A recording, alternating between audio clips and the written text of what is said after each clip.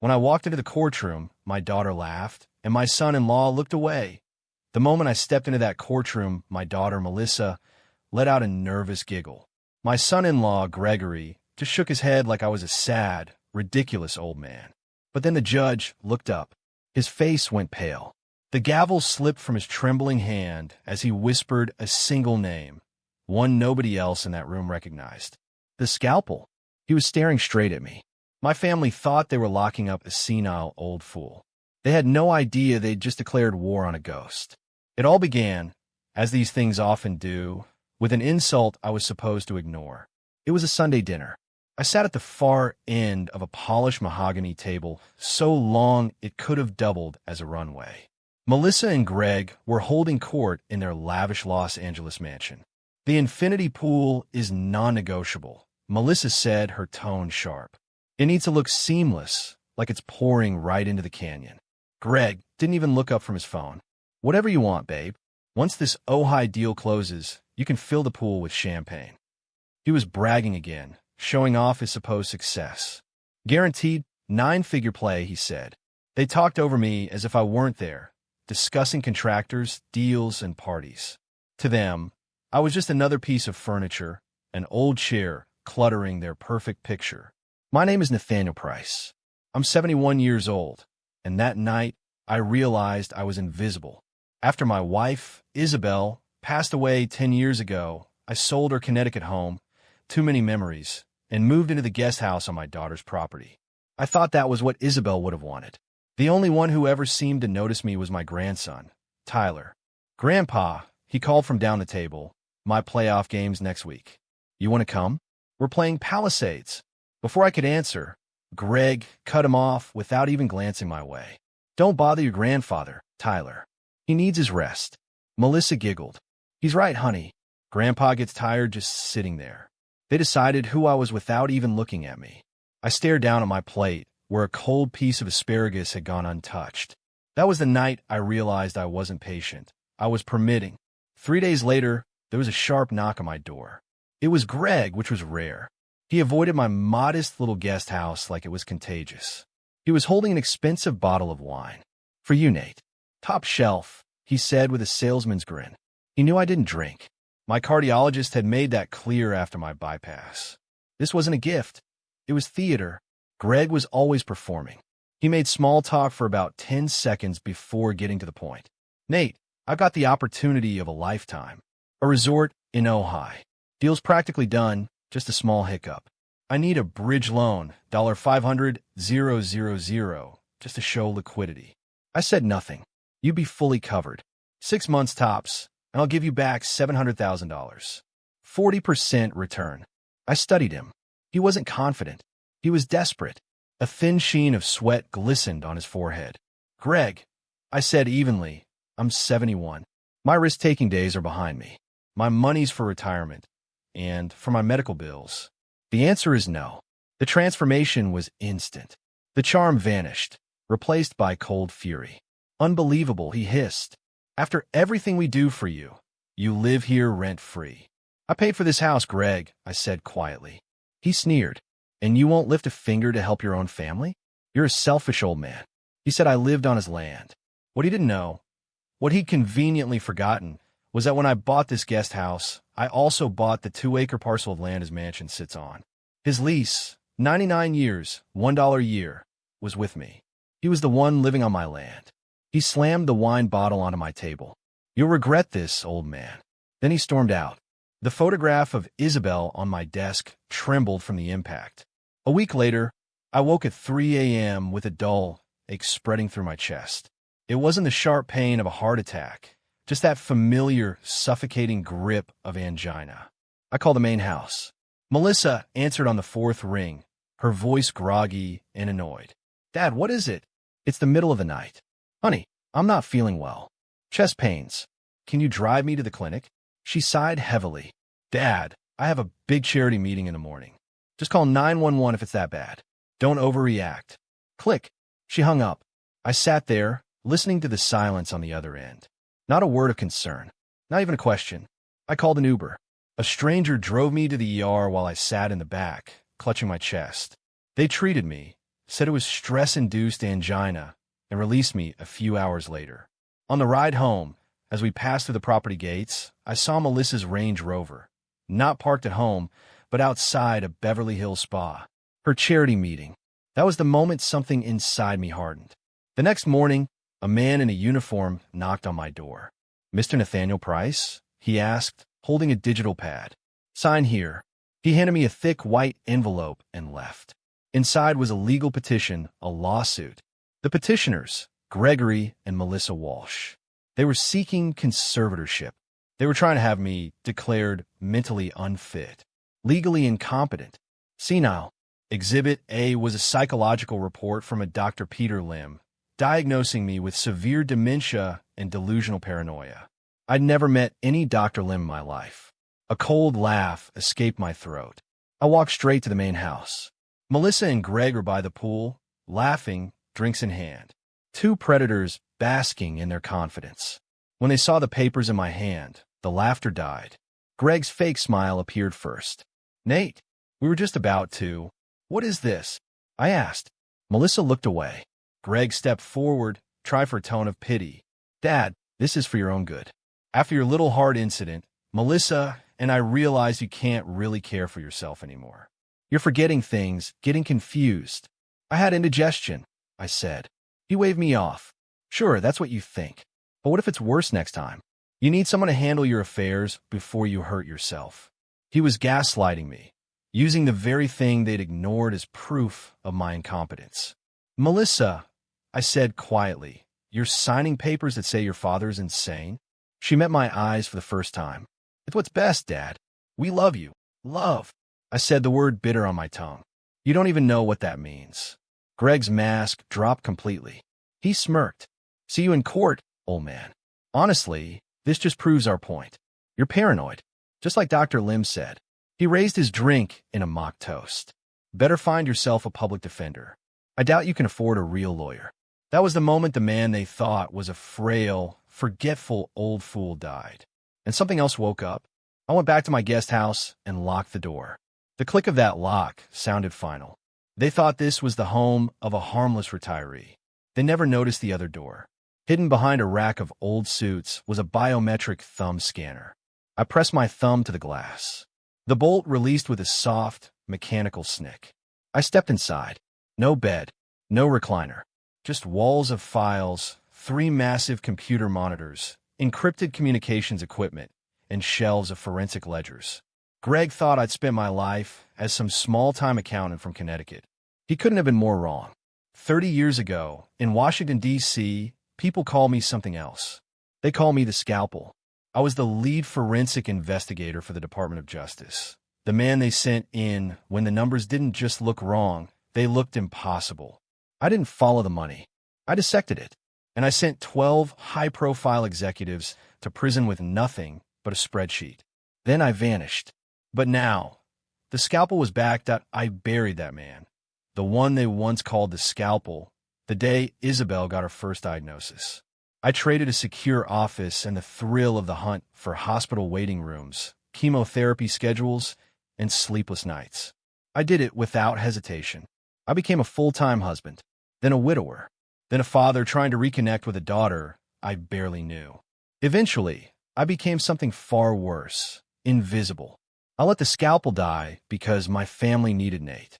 But today, Gregory Walsh and my daughter just gave the Scalpel a reason to rise from the grave. I sat down at the console. Ignoring my regular phone line, I picked up the secure receiver. My fingers didn't shake as I dialed an 11-digit number, one I hadn't used in 10 years, but could never forget. It rang twice before a sharp, professional voice answered. "Avery Hayes." "Avery," I said. "It's Nate Price." There was a pause, not confusion, but recognition. "Mr. Price," she breathed. "My God, I thought you'd fallen off the face of the earth.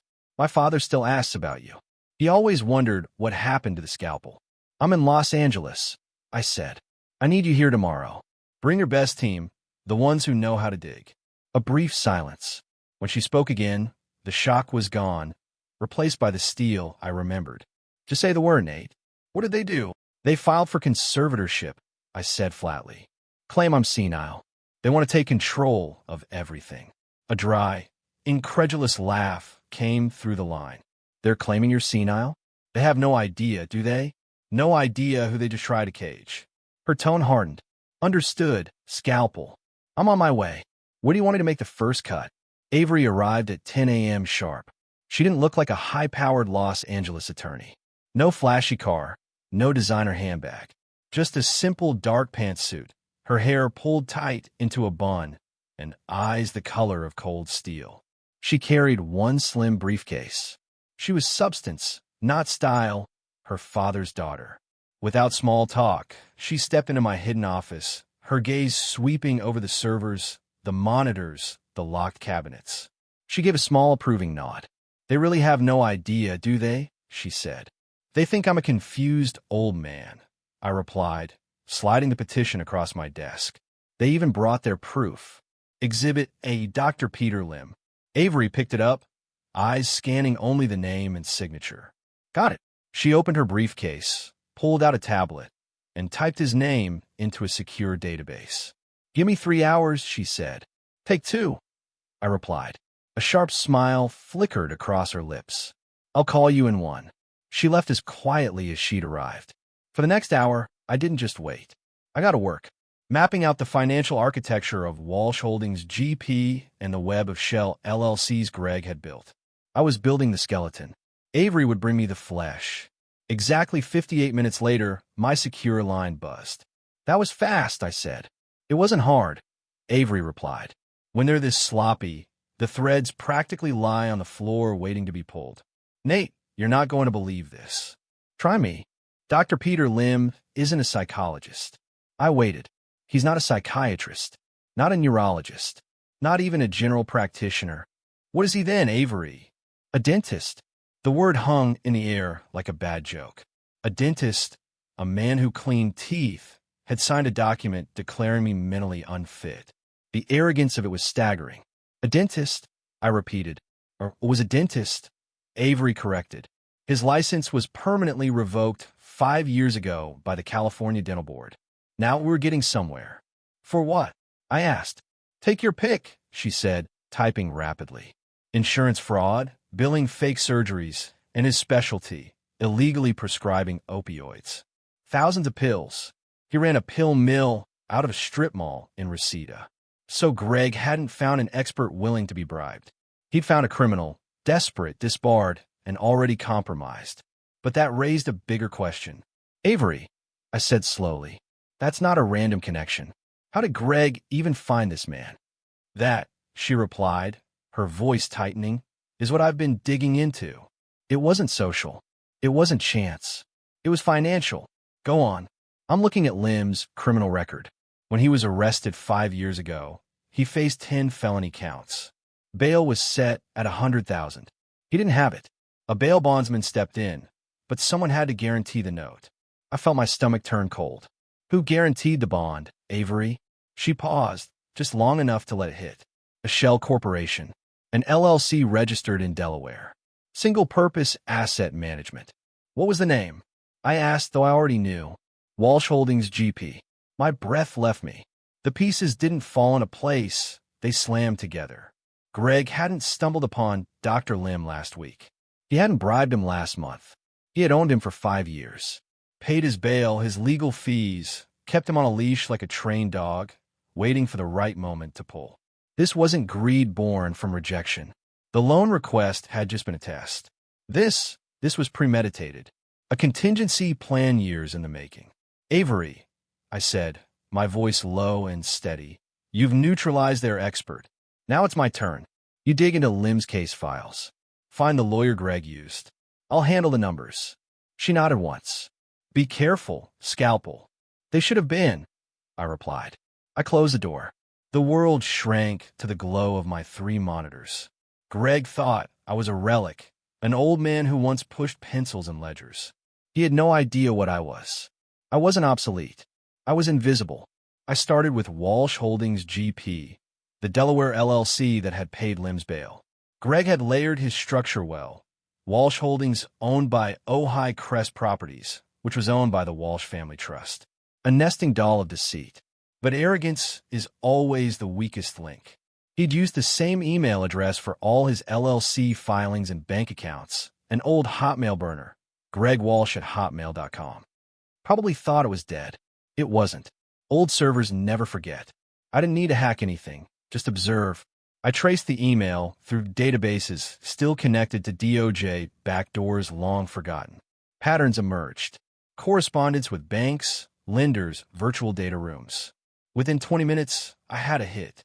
The address was linked to a secure data vault with a private equity firm.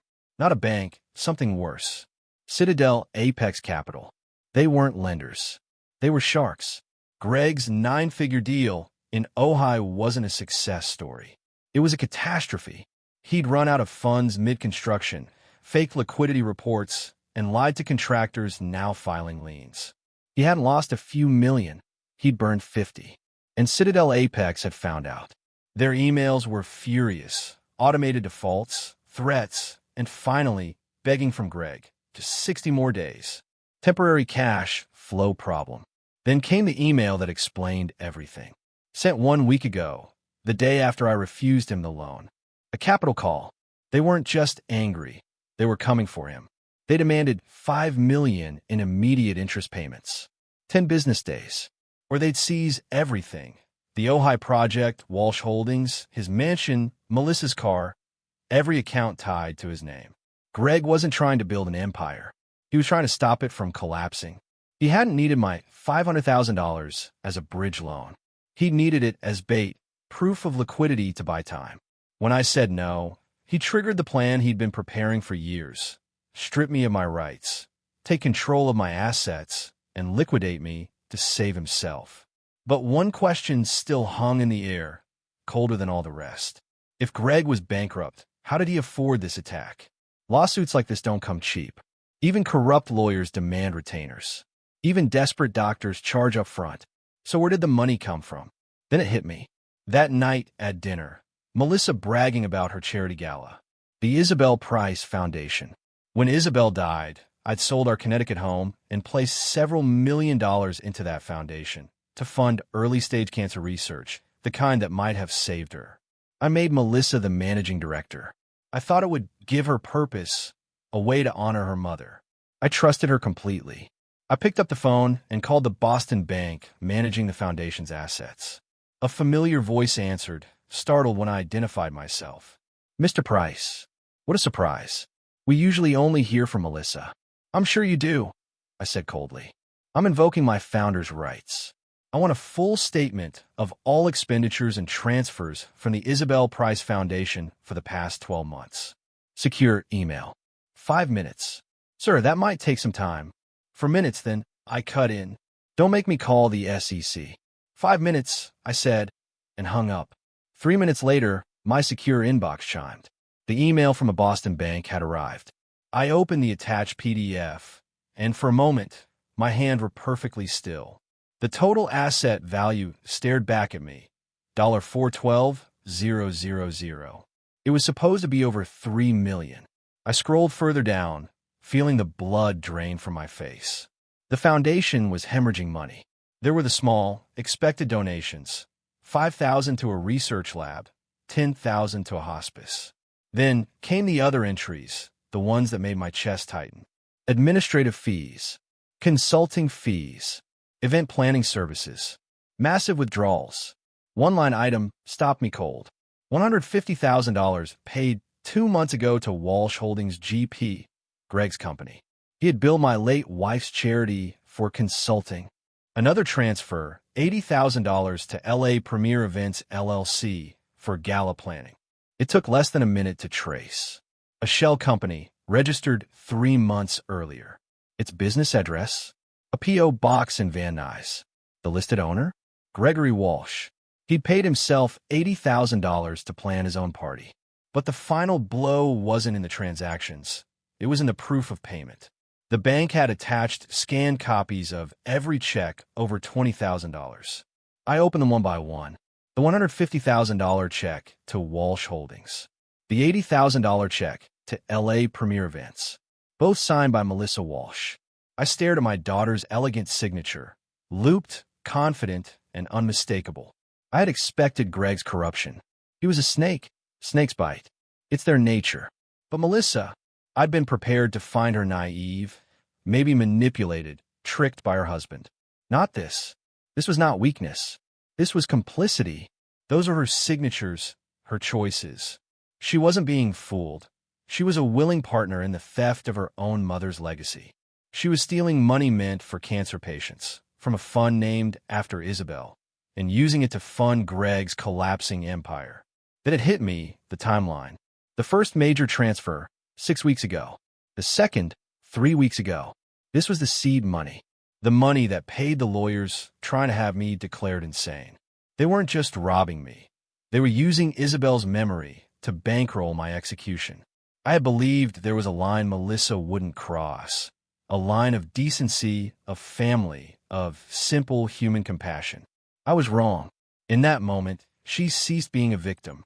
She became an enemy.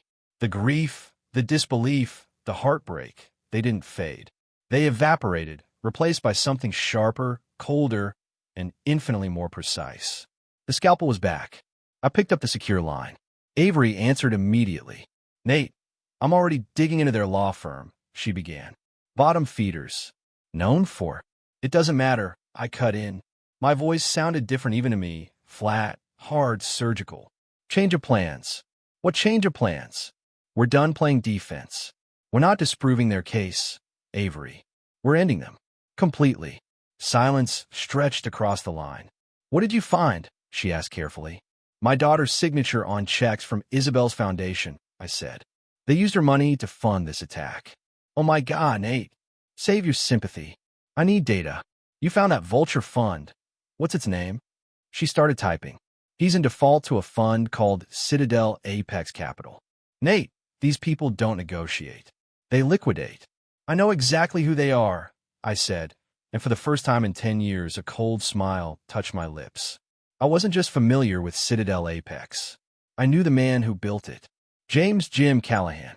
30 years ago, Jim had been a reckless young trader caught in the Enright Corporation scandal. The SEC was ready to bury him. He wasn't innocent, but he wasn't guilty either. I was the one who proved it. I found a missing data, cleared his name, and saved him from prison. He'd gone on to build Citadel Apex into a billion-dollar empire, and he never forgot. 10 years ago, after Isabel's death, he'd called me. "Nate, you saved my life. If you ever need anything, a new start, a blank check, you call me." I never did. Until today. "Avery," I said, my tone all business now. "I'll handle Citadel Apex. You start drafting a writ of seizure." "A writ?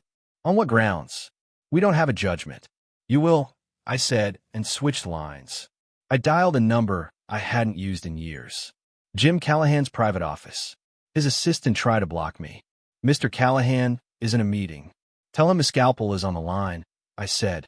"Tell him it's about Enright." 3 seconds later. "Nate," Jim's booming voice came through, a mixture of confidence and fear. "Is that really you?" "It's me," I said. "I'm calling to cash in my chip." Silence.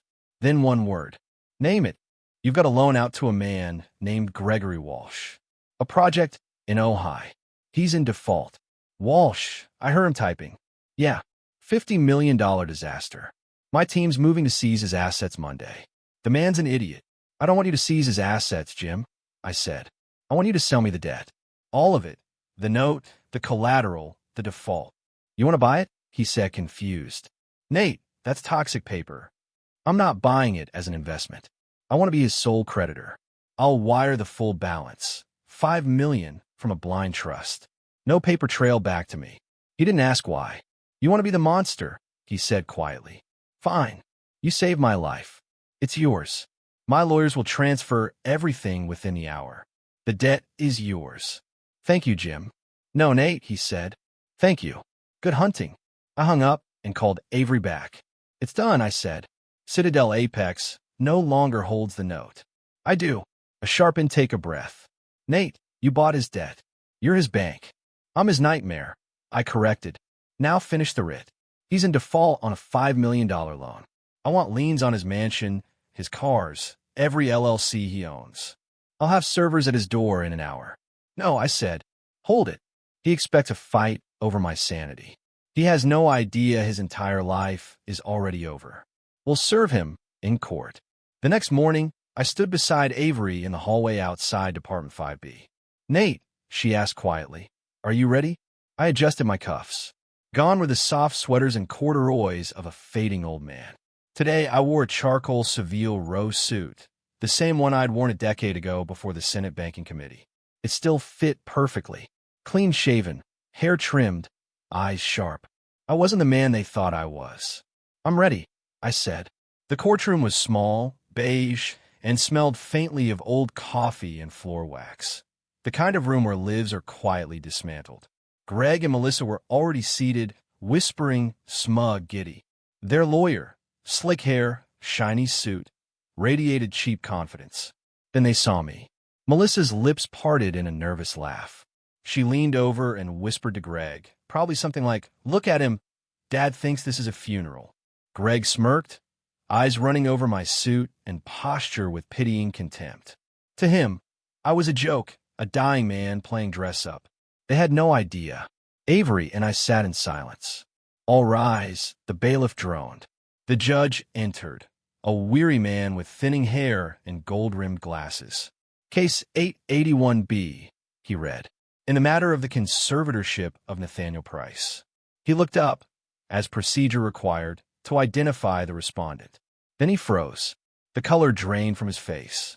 His pen slipped from his hand, clattering against the desk. For a moment, no one breathed.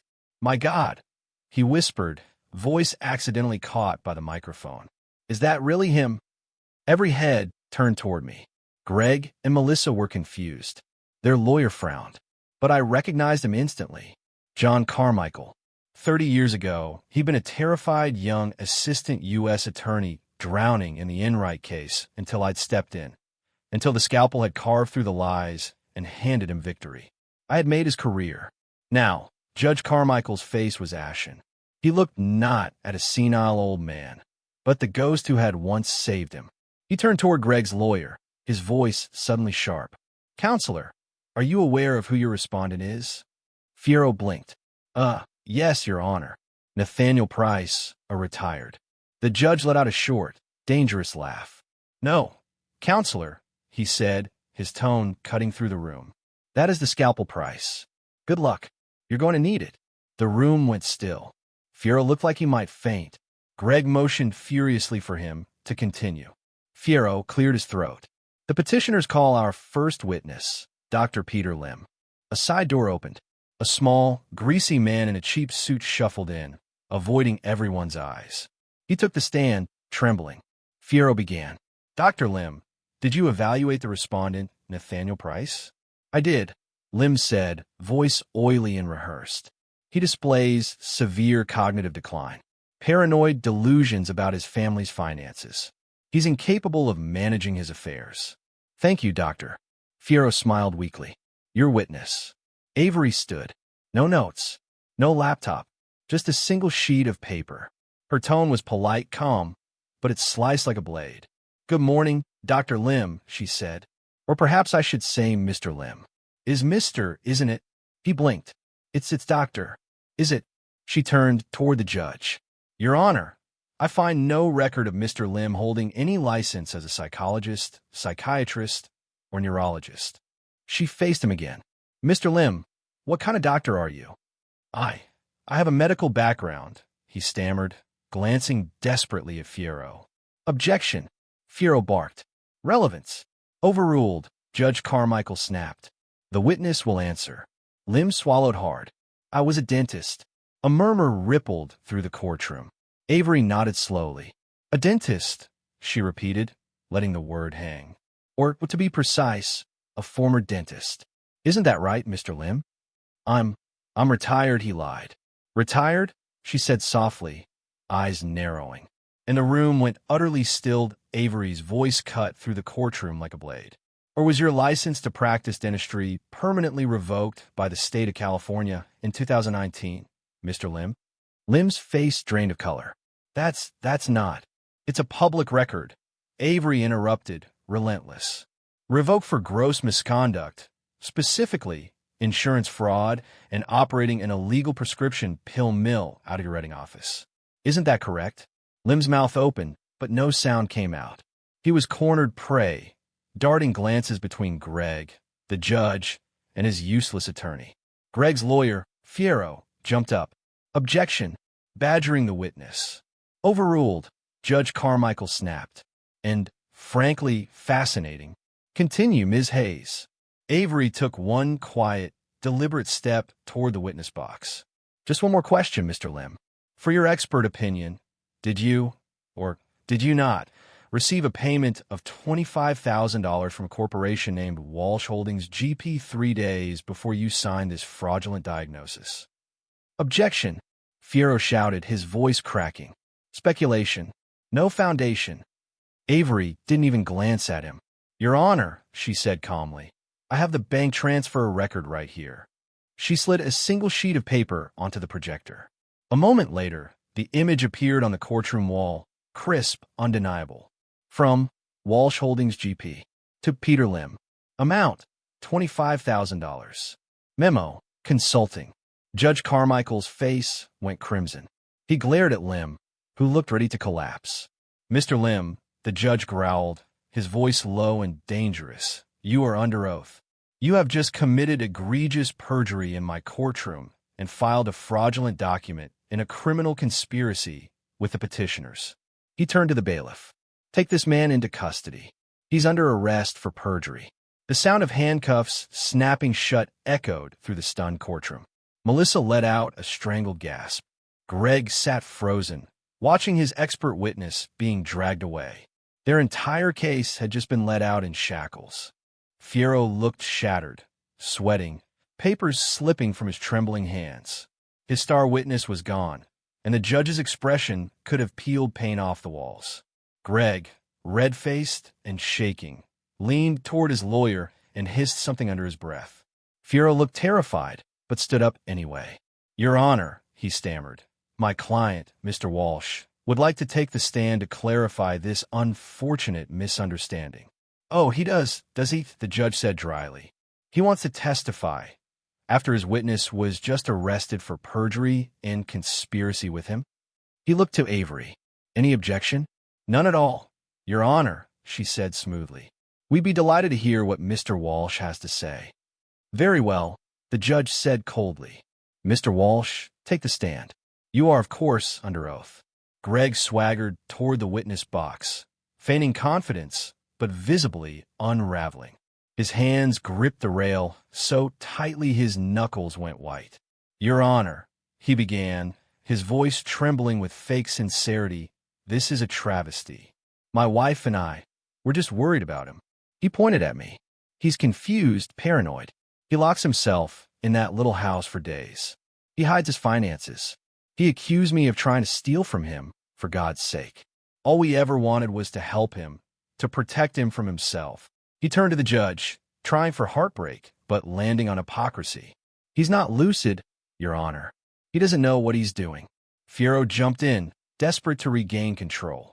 So, Mr. Walsh, your only motivation was concern for his well-being? Absolutely, Greg said firmly. 100%. Avery rose again, moving toward him, not aggressive but precise. Mr. Walsh, she said softly, you just testified that my client, Mr. Price, is not lucid and suffers from paranoia. That's right, and that his confusion centers on his finances. Yes. So, when you approached him 2 weeks ago and asked him for $500,000, were you, what? Testing his lucidity. Greg blinked. I was offering him an investment, a chance to be part of the family's success. You asked a man you claim is confused and paranoid for $500,000? Avery's voice remained calm, but the air around her tightened. It was his refusal that proved our point, Greg sputtered. I offered him a golden opportunity, 40% return in 6 months on my Ohio resort project. A slam dunk. But he refused. That's when we knew he was too far gone, too paranoid to see a sure thing. He looked to the judge, pleading. He's lost touch with reality, Your Honor. He had just built his own gallows, and Avery was ready to kick the chair. A golden opportunity, Mr. Walsh. Avery asked coolly. A slam dunk. Absolutely. Is that why your project is currently $50 million over budget, with 16 contractor liens for non-payment? Greg's face turned gray. That's a lie. That's privileged how? It's not privileged when you're in default, Avery said, her tone rising. And that golden opportunity? It's a sinking ship. Isn't it true that your primary lender, Citadel Apex Capital, found you in breach of your covenants and issued a $5 million capital call 10 days ago? Greg's mouth opened and closed like a dying fish. No, it's a temporary cash flow issue. You were bankrupt, Avery said, every word precise. Your credit frozen. Yet somehow, you found the money to hire Mr. Fierro. You found $25,000 in cash to bribe a disgraced dentist. So tell us, Mr. Walsh, where did you get that money? Greg's eyes darted wildly. Melissa looked terrified. Avery supplied the answer herself. You got it, she said, her voice hard as steel, from a charity, the Isabel Price Foundation. At the mention of her mother's name, Melissa let out a small, broken sob. Isn't that right, Mr. Walsh? Avery thundered. When you were broke and desperate, you convinced your wife to steal from her dead mother's cancer fund, to write the checks herself. You can't prove that. Greg spat. I can, Avery said. She lifted another document. $150,000 to Walsh Holdings for consulting fees. $80,000 to LA Premier Events, a shell company you own. A total of $230,000, embezzled from a cancer research foundation. She turned to Melissa for the first time. He didn't just lie to the court, Melissa. He lied to you. That broke her. Melissa shot to her feet, face twisted with rage and heartbreak. You lied to me, she screamed at Greg. You told me those were legal fees. You said it was approved. You were stealing from my mother. Greg exploded. His facade cracked wide open. The charm, the smugness, the control gone. What was left was pure, naked rage. Shut up, Melissa, he shouted, pointing at her, spittle flying. Just shut up. This is all his fault. He jabbed a finger toward me. That selfish old man. He had the money. He could have fixed everything, but no. He made me do it. It's his fault. The courtroom erupted. Melissa sobbing uncontrollably. Greg shouting. Fierro babbling useless objections. Silence. Judge Carmichael bellowed, slamming his gavel so hard it cracked. Mr. Walsh, sit down or I'll hold you in contempt. Madam, control yourself. Greg slumped into his seat, panting. Melissa sank beside him, sobbing into her hands. The room fell into a heavy, electric silence. The judge turned his gaze to me, his fury replaced by something else, respect and grim fascination. Mr. Price, he said slowly, your opponents have made their case, such as it was. Mr. Walsh has just confessed under oath to multiple financial crimes. But the petition is still before me. Do you wish to make a statement regarding your own competency? I rose to my feet. Slowly. No cane. No trembling hands. I stood tall. Thank you, Your Honor, I said clearly. My voice echoed off the walls. But I'm not here to defend my sanity. My record speaks for itself. I paused, let the silence stretch. No, Your Honor, I continued. I didn't come here today as a respondent. I came to file a criminal complaint. Fierro shot up. Objection. This is theater. Sit down, Counselor, Carmichael snapped. You open this door. The court will hear him. Proceed, Mr. Price. I looked straight at Greg, who stared back, the dawning horror written across his face. Mr. Walsh, I said evenly, has already confessed to part of it, embezzling $230,000 from the Isabel Price Foundation. But he didn't act alone. I turned my gaze to Melissa. Her tear-streaked face lifted toward me, pleading. He needed a signature, I said quietly. The director of the foundation. And you, Melissa, you signed the checks. You knowingly looted your mother's legacy to fund your husband's schemes in this farce of a case. Melissa wailed, no, I didn't know. He told me. You signed them, I said, cutting her off. It wasn't anger. It was fact.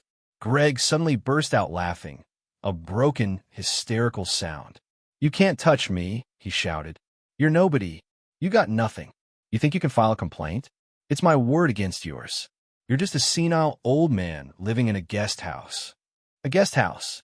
Greg sneered, his voice cracking with false triumph. You're broke, old man. You have nothing. You are nothing. He believed it. He truly believed I was powerless, that the money was gone, that I was finished. So I waited. I let his words echo and fade into the silence. I watched him stand there, a failed king, panting on a stage of his own making. Then I smiled, a small, cold smile. "Ah," I said quietly. "About that." I turned my head and gave Avery Hayes a single nod. She stood, calm, silent. She reached into her briefcase and withdrew a thick stack of papers bound in a blue legal cover. Without a word, she crossed the aisle and placed it directly in front of Greg. Greg frowned. What is this?" "That," Avery said, her voice clear and steady, "is an emergency notice of foreclosure and seizure." His lawyer, Fiero, snatched the papers, scanning the first page. His face went pale, then ashen. This can't be right," he whispered. "It's from Citadel Apex Capital, but the date." Greg tore the papers from his lawyer's hands, his eyes darting across the page. "What is this?" "It seems you're a little behind on the news, Greg," I said evenly. "You were right. You defaulted on your $5 million loan to Citadel Apex. They were preparing to seize everything. Tragic, really." Greg's hands shook as he read. "This says the debt was sold." "Yes," I said, taking a step forward. "They were eager to offload it. Toxic paper, as you'd call it. When you couldn't pay them, I stepped in." His head snapped up. "I bought that debt, Greg. All of it. The note, the loan, the collateral. Everything." I paused, letting the words sink in. "You defaulted, Greg, but not to Citadel Apex. You defaulted to me." I watched the color drain from his face as the truth hit him like ice water. "And unlike Jim Callahan," I continued, "I'm not patient. I'm not renegotiating. I'm not offering extensions. I'm calling the note, effective immediately." Greg's mouth opened, but no sound came out. I pointed to the mansion he lived in. "The main house? Mine." I pointed to the luxury cars. "Those two." I pointed to his companies. "Your entire Walsh Holdings empire, mine." Then I looked at the suit he was wearing. "Even that, technically mine." Judge Carmichael was watching with stunned fascination, his gavel forgotten in his hand. "Your Honor," I said clearly, "this farce of a conservatorship hearing is over. The eviction hearing begins now." Greg was finished. A man who screams his own confession in a courtroom doesn't have many legal options. His case wasn't a trial anymore. It was a sentencing. Avery's evidence, our evidence, was airtight. Bank transfers from Isabel's foundation, fraudulent invoices, bribed witnesses, and a mountain of proof linking him to the Ojai Project fraud. Every page bore his name. He tried to fight, hired another lawyer, probably with money he didn't have. They tried to paint me as manipulative, vengeful, as if I had trapped him. It was pathetic, like a rat blaming the cheese for the trap. The district attorney didn't even flinch. Greg refused a plea deal, still convinced he could talk his way out. So they took him to trial and buried him. I never testified. I didn't need to. Avery's evidence told the story better than I ever could. The jury was out less than an hour. Guilty on 12 counts. Wire fraud, securities fraud, aggravated embezzlement. The judge made an example of him. No, white-collar resort prison. 10 years in a state penitentiary. I watched them lead him away, his tailored suit replaced by an orange jumpsuit. For the first time, Greg Walsh had nothing left to sell. The books were balanced. Melissa was harder. My daughter. Isabel's blood. But she was no innocent. Her signature was on those checks. She'd sat beside him, living in comfort funded by stolen charity money. Her lawyer came to me, pleading. "Mr. Price," she was manipulated, controlled. "Please, write a letter. Ask for leniency." I refused. This wasn't revenge. It was consequence. For 10 years, I had allowed her to live without any. Protecting her from her own weakness had been my greatest failure. To save her now would be my last. She was indicted just like Greg, but she was smart. She took the plea. Guilty, felony misuse of charitable funds. The judge was merciful. 3 years of formal probation. Full restitution. Every stolen dollar returned to the Isabel Price Foundation. And then, one more condition, 2,000 hours of community service. Not paperwork, not easy labor. Glenwood Gardens Nursing Home, Dementia and Alzheimer's Ward. For 2 years, the woman who tried to declare her father senile for money would bathe, feed, and clean those who truly had lost their minds. It was fitting. It was just. 6 months passed. The mansion was gone. The land sold. Even the guest house. The proceeds went 2 ways. Half to rebuild the Isabel Price Foundation, now professionally managed. Half into a trust for my grandson, Tyler, locked until he turns 25. I was packing up the last of my things when I heard soft footsteps on the porch. Melissa. She was almost unrecognizable. The vanity, the arrogance, all burned away. Her hands were raw, her eyes hollow. Her blue volunteer's smock looked 2 sizes too big. She stood in the doorway, voice rough and low. Why? I turned slowly. Why what, Melissa? Why did you let it go this far? She said, her voice shaking with anger more than grief. You knew what Greg was. You could have stopped us. You could have said something. Instead, you watched. You let us destroy ourselves. She pointed at her uniform, trembling. You wanted this. You wanted to punish us. I pressed the tape down on the last box and turned to face her. No, I said quietly. If I had stopped you, you'd have learned nothing. You'd have hated me for a week and gone right back to him. You would have kept stealing 1 gala at a time. I walked toward her. When you were 10, you stole $50 from your mother's purse. She cried for an hour, thinking she'd failed you. And then she forgave you, because her heart was soft. I paused. You never paid for that first theft, Melissa. So you kept stealing bigger and bigger things. You didn't respect me. You didn't respect her. You erased the line. You danced on her grave for a swimming pool. She said nothing, only wept. You didn't destroy yourselves, I said softly. You were already bankrupt, in every way a human being can be. I just presented the bill. I handed her an envelope. Inside is the address of a studio apartment in Burbank. 3 months rent, a bus pass. After that, you're on your own. The books are clear. She took it with shaking hands, eyes searching for something that was no longer there, her father. Then she turned and walked away. I'm 71 years old. I've retired twice in my life. First from my career, then from being a silent, accommodating man. That day in court, I picked up the pen again. My name is Nathaniel Price, and my books are finally balanced.